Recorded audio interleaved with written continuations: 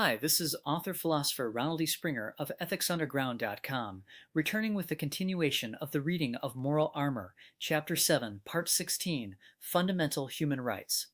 Please hit like and subscribe before we dive in.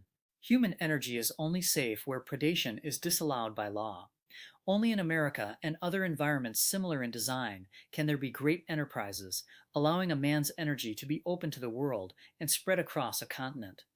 It is only in the realm of legislation, where predation is disconnected from sensate awareness, and losses are sustained with no awareness of a danger, where specific victims are chosen without their knowledge or consent.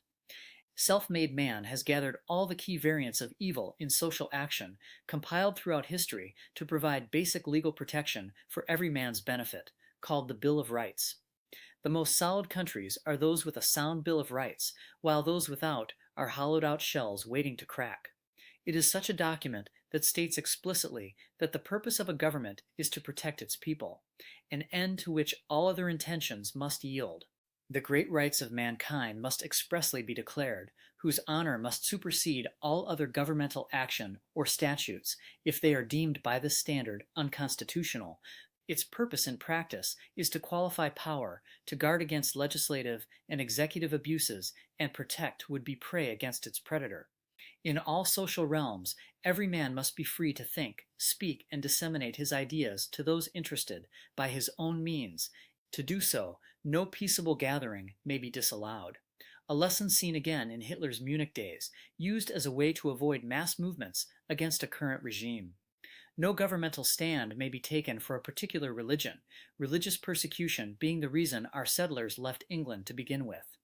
As individuals can encounter others with violent intentions and officers cannot accompany every citizen, we retain the right to bear arms. This doesn't keep a people safe from tyranny, as any third world country is evidence of. It is a street self-defense issue. We are protected from unreasonable search and seizure, as probable cause must exist, with a warrant stating the specific illegalities sought. The confiscation of our property for public use without just compensation is disallowed. The Constitution forbids deprivation of life, liberty, or property without due process of law. If we are accused of a crime, it guarantees us a speedy public trial by jury, for us to be informed of the accusation and to be confronted by our accusers. It provides protection for the witnesses and provides us with legal counsel. We are granted jury trials in civil cases as well. Excessive bail, fines, and cruel and unusual punishments so well developed in the Middle Ages are all forbidden. These are all elements throughout history that men have suffered at the hands of spirit murderers, and with America as proof, men flourish without. The self-made fathers of America defined a set of rules that were straightforward and enforceable by the courts. It is further stated that the rights listed in the Constitution do not deny others retained by the people. In other words, the people come first. All men, regardless of social standing, race, origin, religion, sex, or age, are guaranteed equal protection under the law. They may be punished only for legally defined offenses and taxed only by popular consent. The government is not our master. It is our tool, to be used and defined as we see fit, evidenced by the nature of our Constitution. All laws are based on the moral premises of those who propose them and those who pass them. As such, Congress should be the guardians of our fundamental premises. Our gauge of their good or evil can be seen by comparing their legislative leanings to the Constitution's initial intent. The overall sum of how Americans feel about their country can be seen in the elements of pride that citizens of any country would like to feel. 1. That our freedom of action is protected. 2. That respect is shown for our ability to think and remain sovereign. 3. The fairness with which our government treats all people, foreign and domestic. 4. The responsible use of force inside and outside of our country, guided by logical laws and forthright international agreements.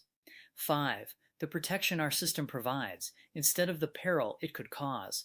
6. As a nation is just a large group of families, that our system fosters our best in individuals and children and doesn't look to rip us off. 7. That sound, mature, accountable men are in control and are rewarded by the people for their integrity. To a great extent, this is what we have in America, which is a constant barometer of our civil virtues. The rights of individual man must come before the rights of any groups of men. A mind must always be free to determine its own course. It must be free to disengage the intentions of others and dissent. Morality is itself implied by enforcement only against its antithesis, whereas otherwise no force is ever necessary. There is never a point to reach that requires retaining a loophole for seizure of anything. The rational interests of the mind are one, no matter how many individuals are involved. Civil, responsible men don't ask for sacrifices, and they don't make them. Manipulation is not the game of heroes, nor their means of dealing with men. That's all for now. Next up are essential services. I split these videos up by subject so you'd have a better chance of finding moral armor, and then perhaps go through the whole thing for free. Why? To help create a leader in every life. Sound civilization stair-steps up from sound coherence to sound individual to productive groups of mature individuals. Self-hatred drives fear-driven people in our world to wipe out the individual, so we all need moral armor to protect ourselves and the future of mankind. Click subscribe and leave a thumbs up if you'd like to help wipe out moral confusion fast and make the world a better place.